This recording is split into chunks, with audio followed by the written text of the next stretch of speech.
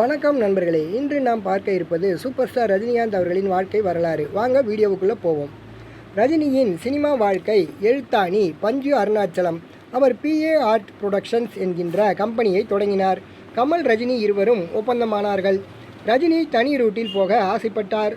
ஒரு நல்ல நாளில் பத்திரிகையாளர்களை அழைத்து கமல் நிலைமையை போட்டு உடைத்தார். அப்போது ரஜினியும் அங்கு ஆஜரானார். தமிழ்நாடே பரபரப்பானது.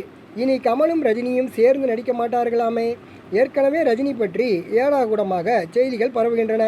கமலோடு நடித்து வந்தால் அவர் படங்களும் வெள்ளி விழா ஓடின. இனி ரஜினியால் தனித்து நடிக்க முடியுமா? ரஜினி கதை அம்புட்டுதான் என்றார்கள். பள்ளிக்கூடங்களில் கல்லூரிகளில் மாணவர்கள் முடியை பீத்து கொண்டு சண்டை போட்டார்கள். ரஜினி மென்டல் ஆகிட்டாரு, இனி பெங்களூருக்குள் ரிட்டர்ன் டிக்கெட்டு எடுக்க சொல்லு. கமல் ரசிகர்கள் காலரை தூக்கிவிட்டு கொண்டனர். ஒரே எதிரியும் ஒழிந்தான் என்று வீரப்ப பாணியில் சிரித்தார்கள். பஞ்சு அருணாச்சலம், கல்யாணராமன், 6லிருந்து 60 வரை என்று 2 படங்களையும் ஒரே சமயத்தில் உருவாக்கினார்.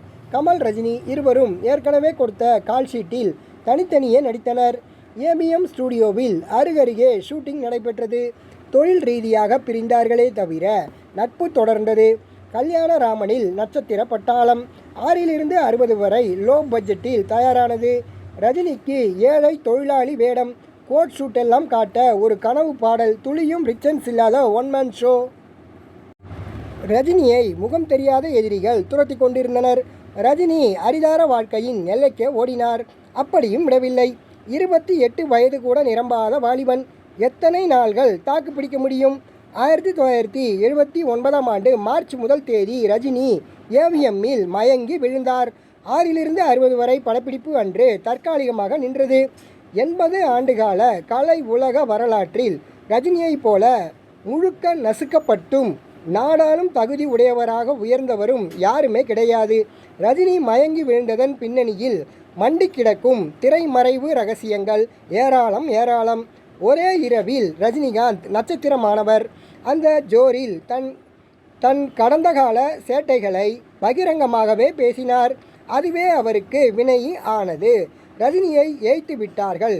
உங்களுடைய அந்தரங்க விஷயங்களையும் பளிச்சென்று சொல்கிறீர்கள். இது பெருமைக்குரிய விஷயம் என்று நீங்கள் நினைக்கிறீர்களா? ஒட்டுமொத்த தமிழக மக்களின் மனதில் தோன்றி இருந்தது அருவருப்பு. கேள்வியாக்கி ரஜினிக்கு எழுதினார் Rajapalayam Vijayan. Believe me or not, 7 வயசில் எனக்கு செக்ஸ்னா என்னன்னு தெரியும். ஏன் 7 வயசில் எனக்கு பெரியவங்க தான் ஃப்ரெண்ட்ஸ். அவங்க குடிச்சிட்டு பொம்பளைக்கிட்ட போவாங்க. நின்று பார்த்துருக்கேன். நானும் போவேன்னு கலாட்டா பண்ணுவேன். சரின்னு அனுப்புவாங்க. போய் மேலே விழுந்து புரண்டுட்டு வருவேன். பிலீவ் மீ ஆர் நாட், 7 வயசு. இதை எழுதட்டுமா? என்ன வேணால் செய்யுங்க. அதுதான், எதை பற்றியும் பயம் இல்லைன்னு சொன்னேனே. ரஜினியின் பதிலில் பாலகுமாரன் திகைத்து நின்றார். தொடர்ந்து பேசிய ரஜினி, பெண் இல்லாமல் தூங்கவே முடியாதுன்னு ஒரு நிலை இருந்தது. இப்போ அது குறைஞ்சிருக்கு. போக போக எப்படி மாறுமோ என்றார்.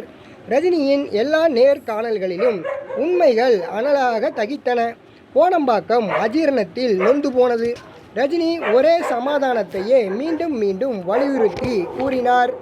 நான் யாருக்கும் பயப்படுவதில்லை. நான் படங்களில்தான் நடிக்கின்றேன். நேரில் எனக்கு நடிக்க தெரியாது. உண்மையை கூறுவதும் யாருக்கும் எதுக்கும் பயப்படாமல் செயல்படுவதும் என்னை பொறுத்தவரை பெருமைக்குரிய செயல்தான். எடுத்தவுடனே உச்சாணி கொம்பில் ஏறிவிட்ட ரஜினியோடு நடிக்க ஏகப்பட்ட போட்டி.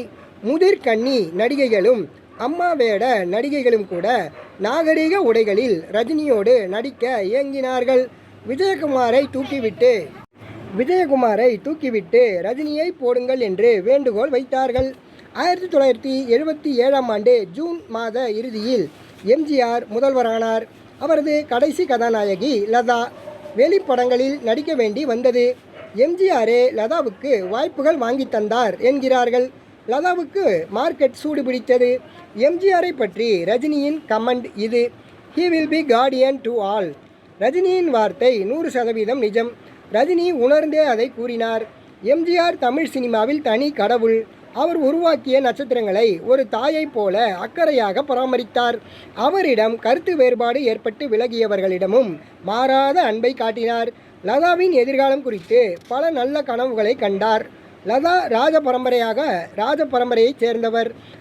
அரசிலங்குமரி. அவரது தந்தை ராமநாதபுரம் ராஜா சண்முக ராஜராஜேஸ்வர சேதுபதி.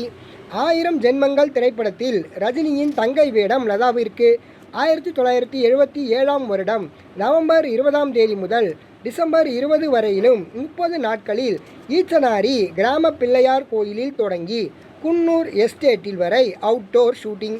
அங்கு ரஜினியும் லதாவும் காதல் வயப்பட்டதாக கிசுகிசு செய்திகள் பரவின. 1000 ஜென்மங்களுக்கு பிறகு ரஜினி லதா ஜோடியாகவே நடித்த ஒரே திரைப்படம் சங்கர் சலீம் சைமன். உடன் விஜயகுமார் மஞ்சுளா நடித்து இருந்தாலும் ரஜினி லதாவிற்கே மிகப்பெரிய விளம்பரங்கள். 2 படங்களுமே வசூலில் சக்கை போடு ஓட்டன. முள்ளும் மலரும் திரைப்படத்தில் மங்கா வேடத்திற்கு லதாவுக்கு அட்வான்ஸ் கூட கொடுத்தாகி விட்டது. அரசல் புரசலாக ரஜினி லதா ரகசிய திருமணம் செய்து கொள்ளப் போவதாகவும் பரபரப்பை ஏற்படுத்தியது சினிமா வட்டாரம். முள்ளும் மலரும் திரைப்படத்தில் நடிக்காமல் லதா வாங்கிய முன்பணத்தை திருப்பி கொடுத்துவிட்டார். கிளாமர் நாயகி லதாவின் இமேஜ் மாறிவிட்டது. மாறுபட்ட வேடங்களில் நடிக்க தொடங்கினார். முதலில் வருவான் வடிவேலனில் ஒப்பந்தமானவர் சுமித்ரா. அவரை நீக்கிவிட்டு லதாவை நடிக்க வைத்தார்கள். வருவான் வடிவேலன் சூப்பர் டூப்பர் ஹிட். தொடர்ந்து கே. சங்கரின் படங்களில் லதாவே குணச்சித்திர நாயகி ஆனார். திரையில் கண்ணீர் விட்டார், அழுது புரண்டார். எம்ஜிஆரின் ஆதரவு பெற்ற தொண்டருடைய வார பத்திரிகையில் தொடர்ந்து ரஜினி மீது அவதூறான செய்திகள். மீடியாவில் ரஜினி குறிவைத்து தாக்கப்பட்டார். கண்டக்டர் வேலையில் சுகமாக இருந்தேன், நிம்மதியாக இருந்தேன். இப்போது அந்த நிம்மதி போய்விட்டது. ஏன் நான் தற்கொலை பண்ணிக்க கொள்ள கூடாது? ஒன்று மட்டும் உறுதி, எனக்கு பின்னால் ஏதோ ஒரு சக்தி என்னை ஆட்டி வைத்து கொண்டு இருக்கிறது. அந்த ஆட்டி வைக்கும் சக்தி எது? ரஜினியின் குமரல் பேட்டியின் சில வரிகள் இது. 1978ஆம் ஆண்டு செப்டம்பர் பொம்மை நாளிதழில். லதாவுக்கு அடுத்து ரஜினியோடு கோலிவுட் பிரபலங்களால் அதிகம் கிசுகிசுக்கப்பட்டவர் ஸ்ரீதேவி. 3 முடிச்சில் தொடங்கியது நட்பு. வணக்கத்திற்குரிய காதலியே என்று அழைக்கும் அளவிற்கு அது வளர்ந்தது. பிரியா பட ஷூட்டிங்கில் அதை கண்டவர்கள் பேசினார்கள். பழைய காதல் கைகூடாத நிலை. புதிய நட்பாவது நினைத்தாலே இனிக்கும் விதத்தில் இறைவன் கொடுத்த வரமாகுமா என்கின்ற எதிர்பார்ப்பு.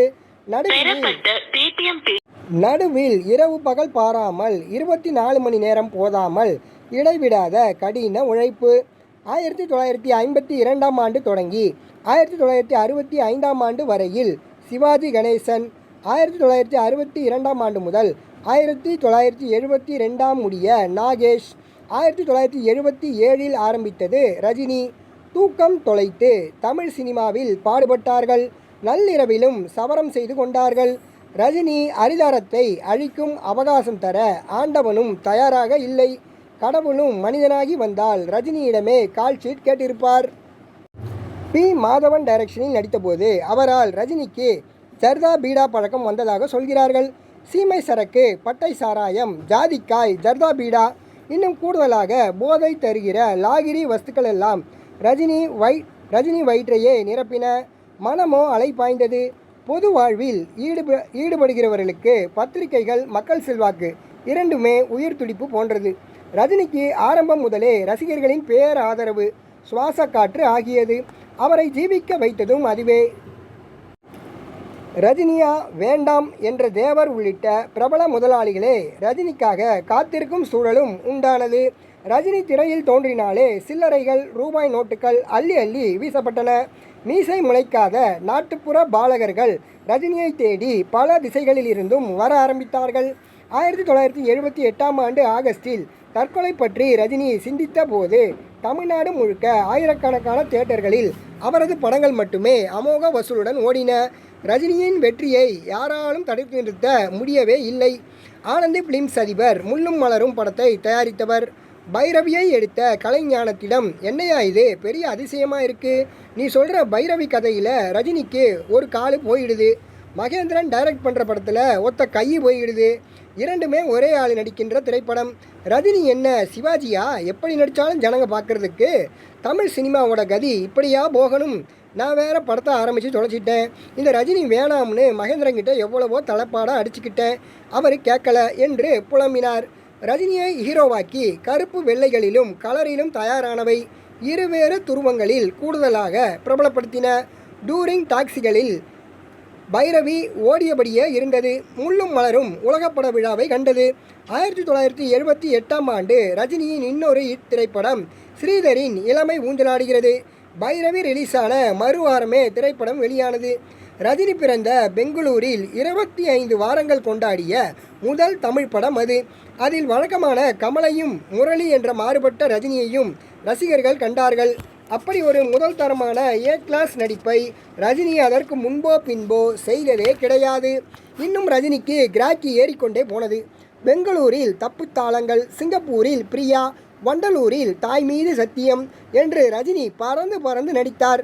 அதை நேரில் கண்டவர் எழுத்தாளர் திரு சுஜாதா அவர்கள். பெங்களூரில் இரவு 8:30 மணிக்கு தப்புத்தாளங்கள் ஷூட்டிங்கில் சைக்கிள் செயினை சுழற்று கொண்டு இருக்கிறார். 8:45க்கு விமானத்தில் படிக்கட்டின் ஏணியை விளக்குவதற்கு 2 நிமிஷங்களுக்கு முன்னால் பெங்களூரில் ஃப்ளைட் ஏறி சென்னைக்கு போய் அங்கே இருந்து ராத்திரி 12 மணிக்கு மற்றொரு ஃப்ளைட் பிடித்து சிங்கப்பூர் போய் அதிகாலையில் அங்கே பிரியா ஷூட்டிங். 3 நாள் கழித்து திரும்பி பெங்களூரு வந்து சைக்கிள் செயினை சுழற்றிவிட்டு மறுபடி சிங்கப்பூர். இந்த மாதிரி அலைந்ததால் ஒரு திபெத்திய லாமாவுக்கு கூட நர்வஸ் பிரேக் டவுன் வந்துவிடும். பெங்களூரில் நடந்த தப்புத்தாளங்கள் படப்பிடிப்பில் முதலாக ரஜினி கே பாலச்சந்தரால் தவறாக புரிந்து கொள்ளப்பட்டார். ரஜினியின் போக்கு சரியில்லை, சதா போதையிலேயே அவர் நடமாடுகிறார் என்ற செய்தி கே பாலச்சந்தரின் காதுகளையும் எட்டியது. அவரது படப்பிடிப்பிற்கே ரஜினி குளித்துவிட்டு செல்ல நேர்ந்தது. அதை ரஜினியே 2010ஆம் ஆண்டு விஜய் டிவி நேயர்களிடம் பகிர்ந்தும் கொண்டார். இரவு 8 மணி பேக்கப் சொல்லியாச்சு, நான் ரூமுக்கு திரும்பிட்டேன். குளிச்சு முடிச்சு ட்ரிங்க்ஸ் பண்ண ஆரம்பித்தேன். 10 மணிக்கு கே பாலச்சந்தர் சாரோட அசிஸ்டண்ட்டு அமீர்ஜான் சாரு கதவை தட்டுறாரு.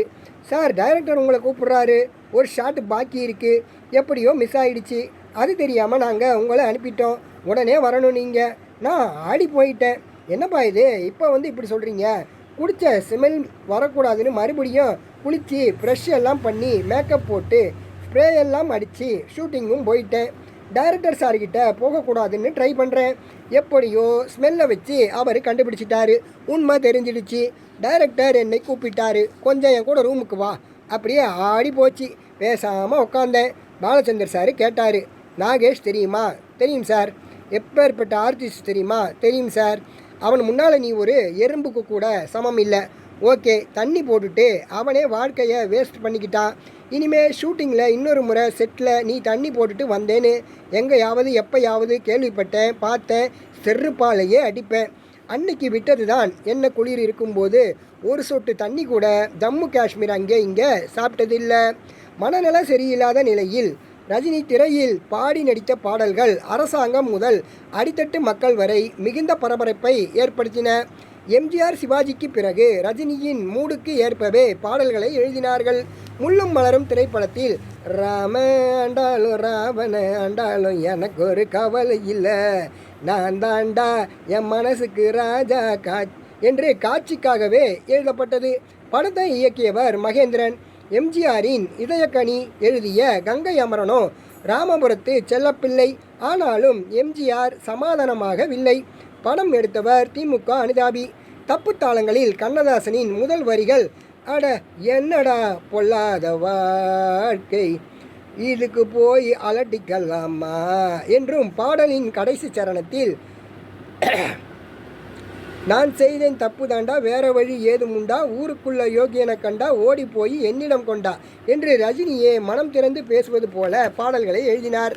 1978ஆம் வருடம் தீபாவளிக்கு தப்புத்தாளங்கள், அவள் அப்படித்தான், தாய் மீது சத்தியம் என்று 3 திரைப்படங்கள் ரிலீஸ் ஆயின. சிவாஜி கணேசனுக்கு பிறகு ஆரம்ப காலத்திலேயே நவரசமும் காட்டும் மாறுபட்ட வேடங்கள் லட்டு லட்டாக ரஜினியை மட்டுமே தேடி வந்தன. காரணம், ரஜினி கணேசனை போல இமேஜ் பார்க்காமல் நடித்தார்.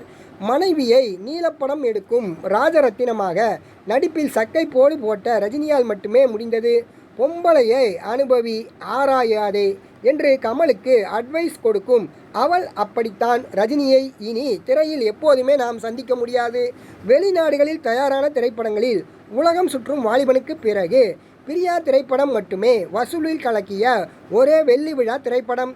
கோலாகலமாக 1978ஆம் ஆண்டு முடிவடைந்து ரஜினியின் இருண்ட காலமாக கருதப்படும் 1979இல் குப்பத்து ராஜா ரஜினியின் முதல் வெற்றி.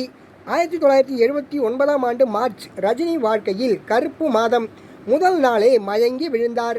மறுதினம் ஓய்வு கூட எடுக்காமல் அன்னை ஓர் ஆலயம் ஷூட்டிங்கில் கலந்தும் கொண்டார். சிவாஜி கணேசனின் இரட்டை சதம் திரிசூலம். மதுரையில் நடிகர் திலகத்திற்கு பாராட்டு விழா. சுமார் மார்ச் 10, 11ஆம் தேதிகளில் சிவாஜி வெறியரான ரஜினி திரிசூலம் விழாவில் கலந்து கொள்ள ஒப்பும் கொண்டார். 1979ஆம் ஆண்டு மார்ச் 8ஆம் தேதி தமிழக தினசரிகளில் தலைப்புச் செய்தி இது. ரஜினிகாந்த் கைது, பிறகு ஜாமீனில் விடுதலை. ரஜினி கைதான காரணம், ஒரு பத்திரிகை நிருபர் தொடர்ந்து ரஜினியை தாக்கி எழுதுவதையே வேலையாக கொண்டவர். ரஜினி ஓர் எரிமலை மனிதர், கோபங்களை சேமிப்பவர். சாலையில் பத்திரிகை செய்தியாளர் செல்வதை பார்த்தார். காரில் வேகமாக சென்றார். அவரிடம் மனம் விட்டு தன் ரணங்களை கூறி, இனியும் இப்படி எழுதாதே என்று சொல்ல விரும்பினார். ரஜினி நடந்தாலே கார் வேகம். அப்படி என்றால் அவரது கார் என்ன ஸ்பீடில் போய் சடன் பிரேக் போட்டிருக்கும்? உயிர் பயம் மானுட இயல்பு. அந்த ரிப்போர்ட்டர் ராயப்பேட்டை போலீஸ் ஸ்டேஷனில் புகார் கொடுத்தார். ரஜினி தன்னை அடித்து உதைத்ததாகவும் கூறினார். ரஜினி கைதான பின்னணி கதை இது. கவனக்குறைவாக கார் ஓட்டி நிருபரை மிரட்டியதாக கேஸ் பதிவானது. இந்த வழக்குக்காக அபராத தொகையான 1500 ரூபாயை ரஜினி 1979ஆம் ஆண்டு ஆகஸ்ட் 30ஆம் தேதி நீதிமன்றத்தில் கட்டியதாகவும் செய்திக்குறிப்பும் உண்டு. மார்ச் 11ஆம் நாள் மாலையும் இரவும் சந்திக்கும் பொழுது மதுரை ஏர்போர்ட்டில் சார்ட்டர் ஃப்ளைட்டில் நட்சத்திரங்கள் வந்து இறங்கினார்கள். முத்துராமன், ஸ்ரீகாந்த், சிவகுமார், ரஜினிகாந்த், தேங்காய் சீனிவாசன், சுருளிராஜன். தமுக்கம் மைதானத்தில் சிவாஜிக்கு பாராட்டு விழா. கண்ணதாசன் பேசிக்கொண்டிருந்தார். நட்சத்திரங்களால் நாற்காலிகள் நிறைந்தன. மேடை முன்பு போடப்பட்ட ஜமுக்காலத்தில் புதிதாக வந்தவர்கள் அமர்ந்தனர். நிகழ்ச்சி 8:30 மணிக்கு நிறைவும் பெற்றது. விழாவில் கலந்து கொண்ட ஸ்ரீதேவி, ஸ்ரீபிரியா, ஸ்ரீவித்யா உள்ளிட்ட இளம் நடிகைகள் ரஜினியை கொஞ்சம் மிரட்சியுடன் தான் பார்த்தனர். வசனகர்த்தா ஏஎல் நாராயணனிடம் ரஜினி மனம் விட்டு பேசினார். அவர் குப்பத்து ராஜாவுக்கும் கதை எழுதியவர். என்னை சுற்றி இருந்தவங்களை புரிஞ்சிக்க எனக்கு ஒரு சந்தர்ப்பத்தை ஆண்டவன் கொடுத்தான் குரு, அவ்வளவுதான். மீண்டும் மதுரை ஏர்போர்ட். கண்ணில் பட்ட கடையில் சோடா கேட்டார் ரஜினிகாந்த். இல்லை என்றார்கள். அந்த பதிலில் அவமானப்பட்டதாக ரஜினி எண்ணியிருக்க வேண்டும். ஓங்கி விட்டார் ஒரே அறை. பிறகு பெல்ட்டினால் சகலரையும் விளாச தொடங்கினார். தமிழ் சினிமாவின் ஒட்டுமொத்த முதலீடும் ரஜினியின் எண்ணிக்கையில் அடங்காத சினிமாக்களில் இருந்தது. ரஜினிக்கு புத்தி சுவாதீனம் அற்று போய்விட்டது. விமான நிலையம் ரஜினியை சென்னைக்கு ஏற்றிக்கொள்ள அடியோடு மறுத்தது. நடிகர் சங்க செயலாளர் மேஜர் சுந்தரராஜன் சக நடிகர்களுடன் கலந்து பேசினார். விலை மதிப்பற்ற கோலிவுட் வைரத்தை மதுரை வீதியில் மறந்தும் கூட விட்டுவிட்டு செல்ல யாருக்கும் மனமில்லை. ஏதாவது அசம்பாவிதம் நடந்தா நாங்கள் பொறுப்பு, அவரை பத்திரமா பார்த்துக்கிறோம் என்றார்கள். நம்பியார் சாமி தன் பக்கத்திலேயே ரஜினியை அமர வைத்து அணைத்து கொண்டார். அந்த கருப்பு ராத்திரியின் அடுத்த விடியலில் விஜயா நர்சிங் ஹோமில் ஆரம்பமானது. ரஜினியை அங்கு அனுமதித்துவிட்டு நிம்மதியை தொலைத்தபடி புறப்பட்டவர்கள் மேஜர், நம்பியார், பாலாஜி, நாகேஷ். அவர்களில் யாருமே சக சினிமா ஹீரோ கிடையாது. முழுதாக 3 நாட்கள் ரஜினிக்கு அங்கு தூக்கமே முதல் சிகிச்சை. கண்மூடி கிடந்தார். ரெடி டேக் அருகில் விஜயா வாகினியில் கிளாப் போர்டுகள் வழக்கம் போல இயங்கின. தாயானாலும் பிள்ளையானாலும் தனித்தனி வயிறு. சகோதர கலைஞனின் சரிவை கண்டு வருந்த யாருக்கும் நேரமில்லை. ரஜினியை வைத்து காளி திரைப்படத்தை இயக்கி வந்தார் ஐவி சசி. இன்னொரு புதிய ப்ராஜெக்டிலும் ரஜினியும் ஐவி சசியும் இணைய இருந்தார்கள். ரஜினியின் உடல்நிலை மோசமானதும் அது கமலிடம் கைமாறியதும் ஒரு நடு ராத்திரியில்தான். இரவு 12 மணி கதவு தட்டப்பட்டது. காரில் இருந்து ஐவி சசி, பிரமோத் சக்கரவர்த்தியும் இறங்கினார்கள். இந்த நேரம் வந்திருக்கும் அவசரம் என்ன? நாளைக்கு அறிவிப்பும் விளம்பரமும் பத்திரிகையில் வந்தாகணும். குரு திரைப்படத்தில் நீங்கள் தான் ஹீரோ என்றார்கள். ஐவி சசி ஓகே சொல்லு கமல் என்றார். சம்மதித்தேன். அதன் வரவேற்பும் வசூலும் நானே எதிர்பார்க்காத ஒன்று. சினிமாவில் நல்ல நேரம் அது இது என்று சென்டிமெண்ட் பார்க்காமல் நடுராத்திரியில் வந்தார்கள். வேறு ஒரு நடிகர் இந்த வேஷத்தை தட்டி கழித்த விஷயத்தை பிறகு நான் தெரிந்து கொண்டேன். கமல் இதை பொம்மை இதழில் 1982 ஜூன் மாதம் தெரிவித்திருந்தார். அதுவரையில் ரொமான்டிக் ஹீரோவாக இருந்த கமலுக்கு முதல் ஆக்ஷன் படமாக குரு. ரஜினி நடிக்க வேண்டிய திரைப்படத்தில் கமல் நடித்தது பரபரப்பாக பேசப்பட்டது. உங்களுக்கு போட்டியாக கமல் குரு படத்தில் நடித்தது உடனடியாக ரிலீஸ் செய்தார் என்கிறார்களே. காளி திரைப்படம் நீண்ட நாட்களுக்கு முன்பே ஆரம்பித்தார்கள். டைரக்டர் கால்ஷீட் மற்ற நடிகையரின் கால்ஷீட் சரிவர கிடைக்காததால் தயாரிப்பாளரால் தொடர்ந்து படப்பிடிப்பை நடத்த முடியவில்லை. குரு திரைப்படத்திற்கு டைரக்டர் கால்ஷீட் சரிப்பட்டு வந்ததால் திரைப்படத்தை சீக்கிரம் முடிப்பது சுலபமாக இருந்திருக்கலாம். இதில் போட்டி என்பதற்கு இடமே இல்லையே. முதுகில் குத்திய போதும் தன் இதயத்தை வானம் போல திறந்து வைத்தவர்தான் சூப்பர் ஸ்டார் ரஜினிகாந்த் அவர்கள். உலகம் அவரை பைத்தியக்காரன் என்கிறது. உண்மை தெரியாதவர்கள். மீண்டும் தொடரும். ஆவலுடன் காத்திருங்கள். சந்திப்போம். நன்றி.